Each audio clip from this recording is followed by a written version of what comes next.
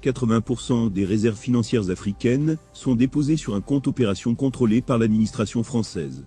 Les deux banques de la zone CFA sont africaines de par leur nom, mais ne décident aucune des politiques monétaires par elles-mêmes.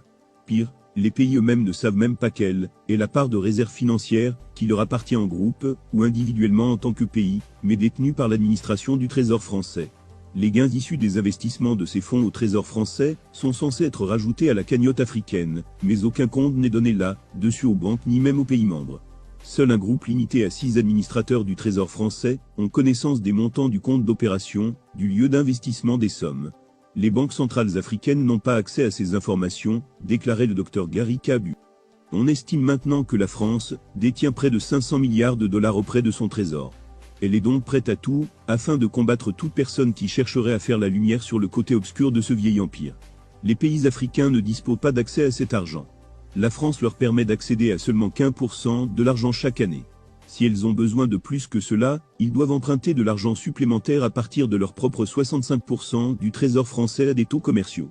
De plus, la France impose un plafond sur le montant de l'argent que les pays peuvent emprunter dans leurs réserves. Le plafond est fixé à 20% de leurs recettes publiques de l'année précédente. Si les pays ont besoin d'emprunter plus de 20% de leur propre argent, la France dispose d'un droit de veto. L'ancien président français Jacques Chirac a récemment parlé de l'argent des pays africains dans les banques en France. Voici une de ces vidéos qui parle du système d'exploitation français. Il parle en français, mais voici une transcription d'un extrait court. Nous devons être honnêtes et reconnaître qu'une grande partie de l'argent dans nos banques viennent précisément de l'exploitation du continent africain. Le droit de premier refus sur toute ressource brute ou naturelle découverte dans le pays. La France a le premier droit d'achat des ressources naturelles de la terre de ses ex-colonies.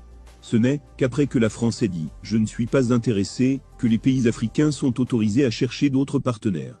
Priorité aux intérêts et aux entreprises françaises dans les marches publiques et appels d'offres publics. Dans l'attribution des marchés publics, les entreprises françaises ont la priorité sur l'attribution. Même si les pays africains peuvent obtenir un meilleur rapport qualité-prix ailleurs. En conséquence, dans la plupart des ex-colonies françaises, tous les leviers économiques des pays sont entre les mains des expatriés français. En Côte d'Ivoire, par exemple, les entreprises françaises possèdent et contrôlent tous les grands services publics, eau, électricité, téléphone, transport, port et les grandes banques. C'est la même chose dans le commerce, la construction et l'agriculture. En fin de compte, comme je l'ai écrit dans un article précédent, les Africains vivent maintenant sur un continent possédé par les Européens. Droit exclusif de fournir des équipements militaires et de former les officiers militaires des colonies. Grâce à un système sophistiqué de bourses, de subventions et les accords de défense attachés au pacte colonial, les Africains doivent envoyer leurs officiers supérieurs en formation en France. La situation sur le continent est telle que la France a formé des centaines, voire des milliers de traîtres. Ils sont tous en sommeil et seront activés en cas de besoin pour un coup d'État ou tout autre but. Le droit pour la France de déployer des troupes et d'intervenir militairement dans le pays pour défendre ses intérêts. En vertu de ce qu'on appelle les accords de défense attachés au pacte colonial, la France a le droit d'intervenir militairement dans les pays africains et aussi de stationner des troupes en permanence dans les bases et installations militaires entièrement gérées par les Français. Lors de l'introduction de la monnaie euro en Europe, les autres pays européens ont découvert le système d'exploitation français. Beaucoup, spécialement les pays nordiques, ont été consternés. Ils ont suggéré à la France de se débarrasser du système, mais sans succès. L'obligation d'envoyer en France un bilan annuel et un rapport d'état des réserves. En soi, le directeur des banques centrales des ex-colonies présente le dit rapport lors des réunions biannuelles des ministres des Finances sur les ex-colonies. Ce rapport est ensuite compilé par la Banque de France et le Trésor français.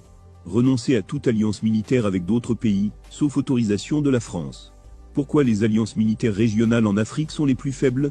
La plupart des pays ont seulement des alliances militaires avec leurs ex-colonisateurs. Drôle, mais vous ne pouvez pas faire mieux, la France leur interdisait toute autre alliance militaire. L'obligation de s'allier avec la France en cas de guerre ou de crise mondiale. Plus d'1 million de soldats africains se sont battus pour la défaite du nazisme et du fascisme au cours de la Seconde Guerre mondiale. Leur contribution est souvent ignorée ou minimisée. Mais quand vous pensez qu'il a fallu seulement 6 semaines à l'Allemagne pour vaincre la France en 1940, la France sait que les Africains pourraient leur être utiles pour sauver la grandeur de la France à l'avenir. Il y a quelque chose de presque psychopathe dans la relation entre la France avec l'Afrique. Tout d'abord, la France est accro au pillage et à l'exploitation de l'Afrique depuis l'époque de l'esclavage.